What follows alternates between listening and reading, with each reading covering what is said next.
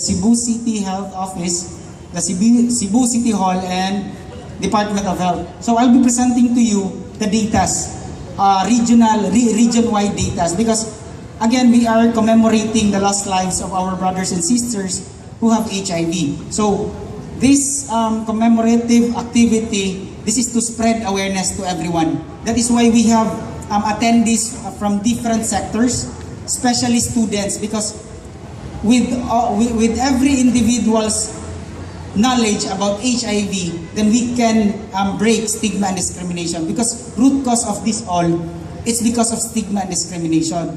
Nga naman, kung naay discrimination, naay stigma, ang tao, dili mo adto sa facility para magpa-testing. And given that HIV testing is for free and confidential. Second, ang tao nga dunay HIV, dili mo adto sa facility because ma-discriminate siya or ma-stigmatize. Again, it boils down to stigma and discrimination. So, please. So currently, average number of people newly diagnosed with HIV per day on the selected years.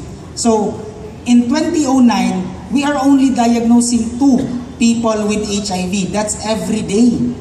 Here comes 2011, it's 7. 2014, it's 16. 2018, it's 32. And now, the latest and current data that we have is February 2019. So just imagine, we already have 28 people na ma-diagnose every day, newly infected with HIV. That's from Luzon, Visayas, and Mindanao. So if we have a 24 hours clock, just imagine, every hour na ay ma-infect nga usa or duha ka tawo nga ma-infect og HIV. That's every day. And we don't know that it is in Luzon, Visayas, or Mindanao. Worst, if diri sa Visayas, worst, if diri sa Cebu Province or sa Cebu City or sa Toledo, maskin asa. Because according to Epidemiology Bureau, Department of Health Central Office, that no municipality or city, walay munisipyo or syudad sa Pilipinas nga walay kaso sa HIV. So all municipalities and cities has cases of HIV. So wala gid maskin unsa na siya kabukid na agi kaso sa HIV. That is why we need to be aware about what is HIV, because there are only 3 modes of transmission. And with the 3 modes of transmission, gawas ana wala na gilaing takod. Okay?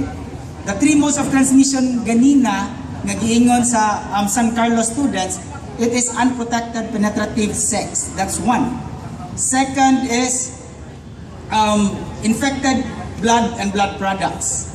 Third is mother-to-child transmission. That's it. That's 3. Okay? Wala na gilain. And we need to correct misconception about saliva, about sweat, about tears. Nga makuha kuno ang HIV pinaagi sa laway, pinaagi sa singot, o pinaagi sa luha. Dili gyud siya makuha. Because there are only 4 body fluids nga asa mabuhi sa HIV. Blood, vaginal fluid, semen, and breast milk. That's it. So kana ra yung upat. Okay? Naara gyud dira sa upat mabuhi ang HIV. And the rest of the fluids of the body, wala, dili mabuhi sa HIV there. Next please. So from January 1984 to February 2019, this is cumulative data, NCR ranks first in all the regions. We have 17 regions in the country. Second is Region 4A, which constitute the 15%. And third is Region 3, and here we come Region 7. We rank 4th. We have 9% of the total 64,291 people living with HIV. So natay sa 64,291 ka people living with HIV. Ang 9% ana is in Region 7. Okay? By province, still Cebu. Cebu province, meaning from Bantayan down to Santander, we still rank first in the region, with a cases of 5,258, which is 91% of the total people living with HIV in the region. Followed by Bohol, which is 5%, followed by Siquijor, and lastly, followed by Negros Oriental, and lastly, Siquijor. So we have 4 provinces in the region. So tanang probinsya na ay kaso sa HIV. But Cebu ranks first. Third, by age group.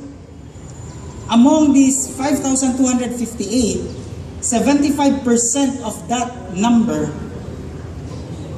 the total cases belongs to 15 to 34 years old. That is why we have invited students to please spread correct information about HIV, because we cannot do this alone. That's why we have partners in the field, because regional offices will supply trainings and capacity buildings, but the most important persons are in the grassroots level. So we need hand-in-hand partnership. So, base sa bag-o nga balaod nga 11166, this is ang atong International AIDS Candlelight Memorial. Nagabase, nindot siya ang atoang activity karon is because of the new law. The new law stated that 15 to 18 years old can already access HIV testing without parental consent. This is because of the data shown by the national statistics. Kaya na natay mga kaso less than 15 years old, 15 years old, 16 years old. Daghan na taong kaso po. Okay? Next would be almost 99% reported cases among people who inject drugs were from Region 7. So meaning, sa 17 kabuok region sa Pilipinas, ang 99% naa diri sa Region 7 because of the sharing of infected blood and blood products or the needle itself. Okay? Next slide please. So average number of people newly diagnosed with HIV from 2014 to 2018, as you can see, last 2014, 615 ra ang na-diagnose. Here comes 2015, 713. 2016, 884. 2017, we have 838. And 2018, we have 992. So as you can see, increasing or nagpasaka ang atong kaso sa HIV. And we haven't reached the plateau yet. So pataas pag na pataas. That's why we need partnership to eradicate ang kanang HIV infection. Next slide please. So how is HIV transmitted in Central Visayas? So this is a very clear picture. The male who have sex with males composes the 31% of our total cases here in the region. Male who have sex with both males and females composes the 17%. Males who have sex with males or females who have sex with males or heterosexual composes the 14%. And lastly, people who are injecting drugs and sharing needles composes the 38%. So meaning, the highest cases is the sharing of injecting needles sa Region 7. That is why we are very unique amongst all the region. Tanang region except Region 7, ang highest cases nila is male-to-male sex. But in Region 7 is injecting drug use. Second ra ang male-to-male sex. So we need to be vigilant. That's why we have empowered person who inject drugs community so that they can also go down to their level, to the grassroots level, para sila mismo ang give awareness sa ilahang community. And we have done that. And again, we are very supportive to this community, especially through the advocacy. And above all this, didto gyud paingon sa mother-to-child transmission. Nga naman, si male having sex with male or si heterosexual, si homosexual o si person who inject drugs, most of them have partners, female or male. Bottom line, it can bear a baby. So, the mother-to-child transmission. But now, we have less than 1% lang diri sa region because we have empowered doctors na to strongly encourage HIV testing for pregnant women. That is a good strategy in our region. Next please. Partners of key populations will be infected. So sa akong giingon ganina, no, person who inject drugs, male to male sex or MSM, male to female sex or heterosexuals, and these three, padung yun na, 47% of male or transgender sex with male had female sex partner in the past year. So naagid sila female partner. 68% of the male person who inject drugs had female sex partner in the past year as well. So meaning bottom line, naagay female partner. Kung unsa may bottom line, kung naay female partner, mabuntis.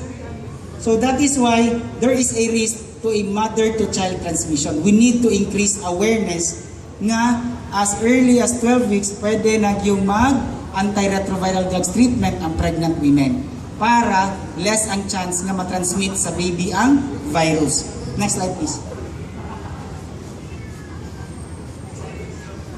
Next slide.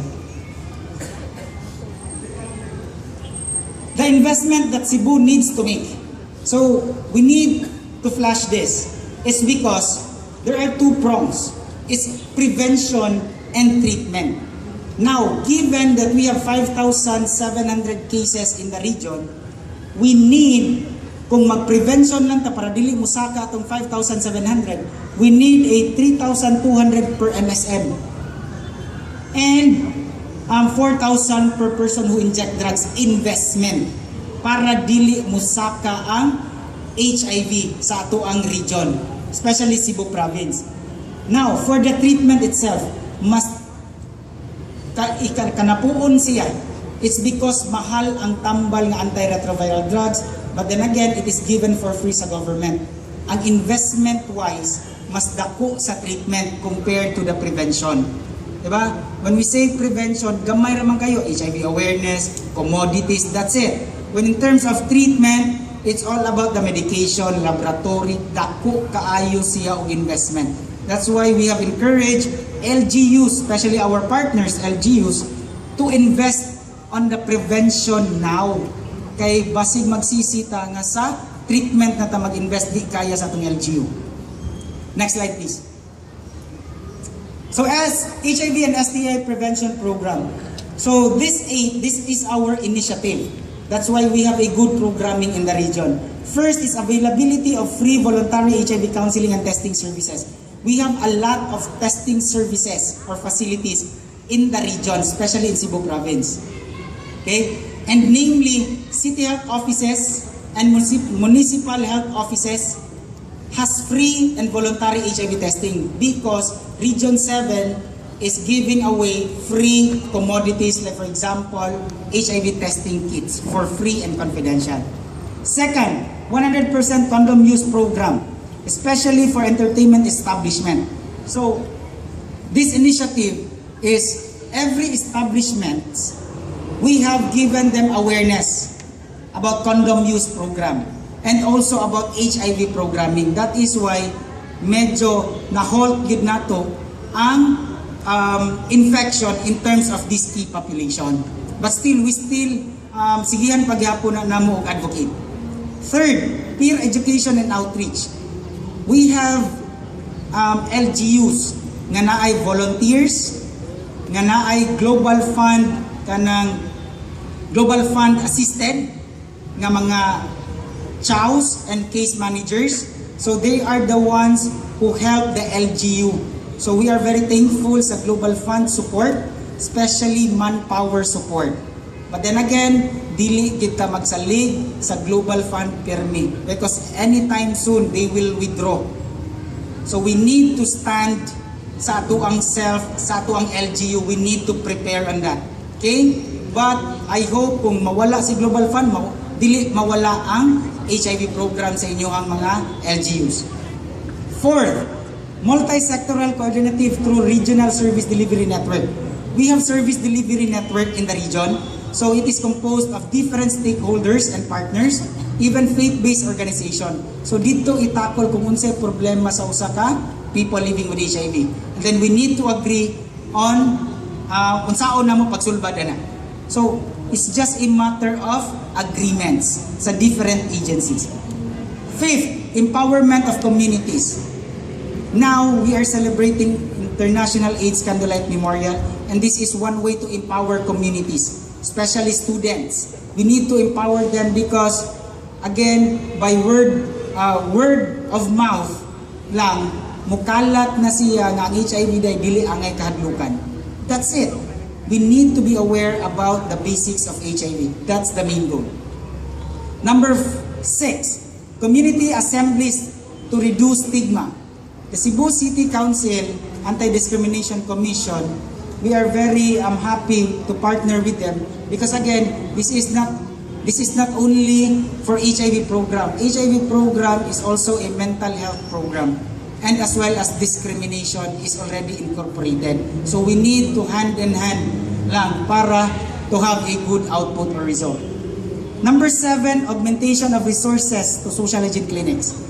Currently, the National Office HIV program is giving away or allocating STI meds, HIV kits, and other commodities in different LGUs to support on top of the LGU budget. Okay? Dili gid mawagtang si Department of Health to support in every stakeholders and partners. And lastly, procured male condoms distributed as education materials during outreach. So we have also brochures. We have also IEC materials to give away para to give awareness to everyone. Last slide, please. Okay, so that's all for the approach of the Department of Health. And is there any questions or concerns? Because for now, in the region, we have 13 kabog ang atuang treatment hub. Meaning, 13 kabog facility ang pwedeng mo tambal o usa ka PL-HIV. So dili kita angay mabalaka. We have Vicente Soto, we have Talisay District Hospital, we have Eversley Child Sanitarium, we have Cebu Provincial Hospital Karkar, Cebu Provincial Hospital Balamban, and we have Visayas Community Hospital, our first private hospital treatment hub. Visayas Community, Balay Malingkawas nun. We have Chongwa Hospital, Mandaue. It's a private hospital also, but free of services as well. We have Cebu City Health Department. Pwede dito. Mandaue City Health Department, Talisay City Health Department, Danao City Health Department. And even in Bohol, Galyares Hospital, and even in Negros Oriental Provincial Hospital. So these 13 facilities, you can go there, you can avail of the HIV services and STI services. So thank you. Thank you, Mr. Francis.